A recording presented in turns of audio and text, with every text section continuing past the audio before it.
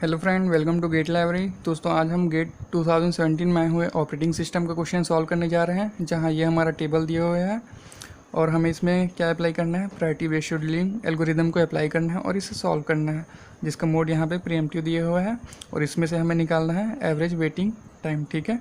और इसमें नोटिस करने वाली बात यह है कि जीरो जो जिसकी प्रायोरिटी होगी, इसकी प्रायोरिटी हाई होगी। ठीक है। उसके बाद फिर 1, फिर 2, मीन्स 1 और 2 की कम होगी, जीरो की प्रायोरिटी हाई होगी। ठीक है। और 1 और 2 आता है तो उसमें से हम किसको लेंगे, हम लेंगे 1 को, उसकी प्रायोरिटी हाई होगी। ठीक है। इस बेस पे हमें सॉल्व करना है। तो आइए दोस्तों, इसको सॉल्व करते हुए समझते हैं। ठीक है। तो सबसे पहले हम डेटा को अरेंज कर लेते हैं। तो हम देखते हैं कि यहाँ पे अराइवल टाइम है 0 से लेके 12 तक। ठीक।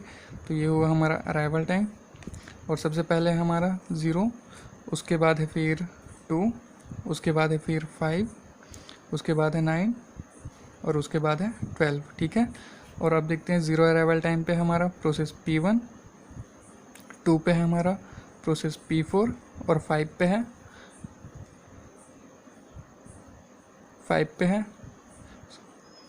है प्रोसेस P2।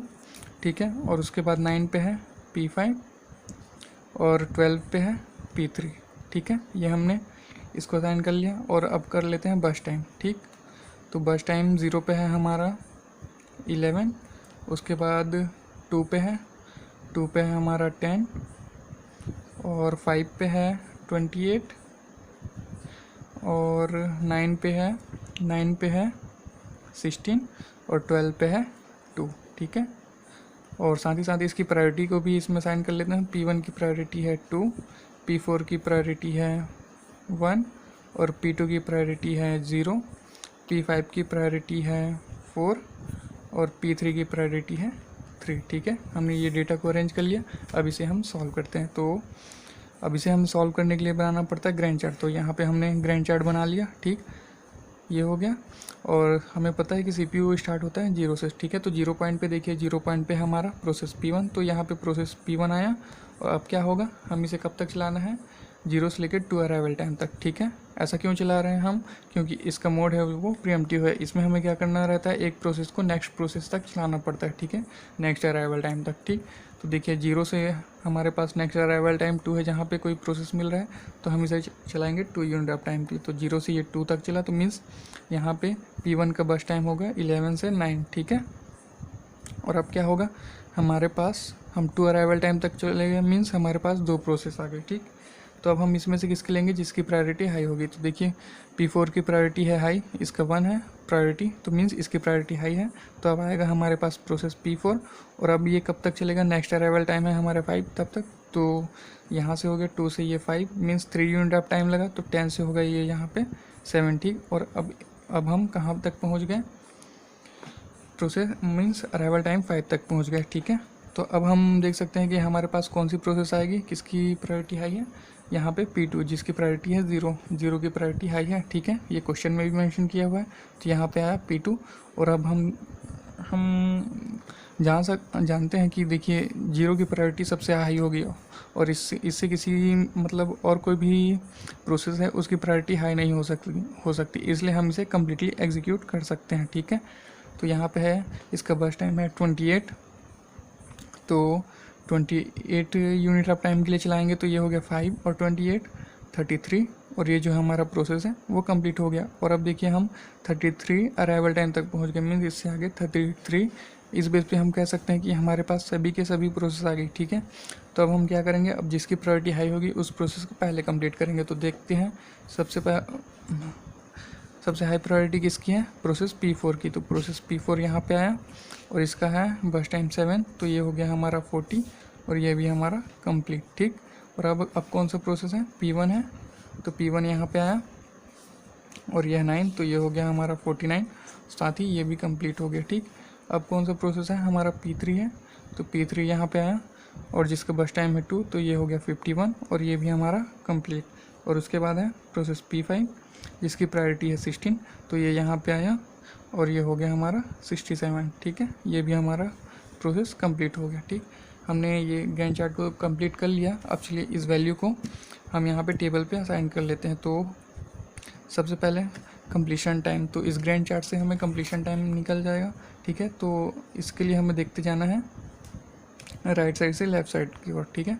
तो P5 को देखिए, P5 कब कंप्लीट हो रहा है 67, ठीक है। तो P5 है हमारा 67 और उसके बाद P3 कब कंप्लीट हो रहा है 51, ठीक है। तो P3 आया 51 और P1 हो रहा है 49 पे, तो ये हो गया 49 और P4 हो रहा है 40 पे, तो ये हो गया हमारा 40 और उसके बाद हो रहा है कौन सा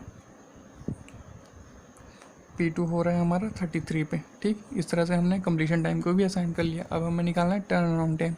तो इसका फॉर्मूला होता है completion time minus arrival time, ठीक है। तो 49 माइनस 0 ये हो गया 49, 33 माइनस 5 28, 51 माइनस 12 हो गया हमारा, ये हो गया 39 और 40 माइनस 2 ये 38 और 67 माइनस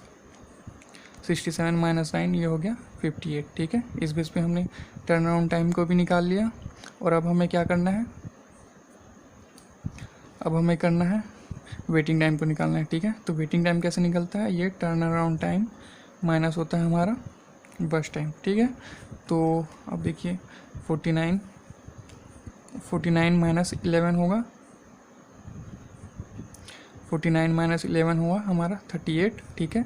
और ये 28 माइनस 28 ये हो गया हमारा 0 और ये 39 माइनस 2 हो गया हमारा 37 और 38 माइनस 10 हो गया 28 और 58 माइनस 60 हो गया हमारा 38, ठीक है। इस बेस पे हमने इसे सॉल्व कर लिया और हमें इसमें निकालना था एवरेज वेटिंग टाइम। तो एवरेज वेटिंग टाइम हम कैसे निकाल सकते हैं, इसके लिए हमें क्या करना पड़ता है, इनका सम करना पड़ेगा और इसका काउंट, ठीक है। तो 38 प्लस 0 प्लस 37 प्लस 28 प्लस और 1 मिनट यहाँ पे ना, यहाँ पे आएगा हमारा 42 आ रहा है, ठीक है। सॉरी यहाँ पे 42, तो ये आया हमारा 42 यहाँ पे और इनका काउंट 1 2 3 4 5 यहाँ पे 5। तो इसको हम अगर काउंट करते हैं तो ये हो गया 70, ये हो रहा है टोटल 145 अपॉन 5। तो हमारा जो आंसर आएगा वो आएगा 2 और 9। इस बेस पे हम इसका कह सकते हैं कि ये 29 मिली सेकेंड, ठीक है। तो जो हमारा एवरेज वेटिंग टाइम आया वो हमारा आया 29, ठीक, 29 मिली सेकेंड, ठीक है। ये हमारा आंसर होगा। Thank you.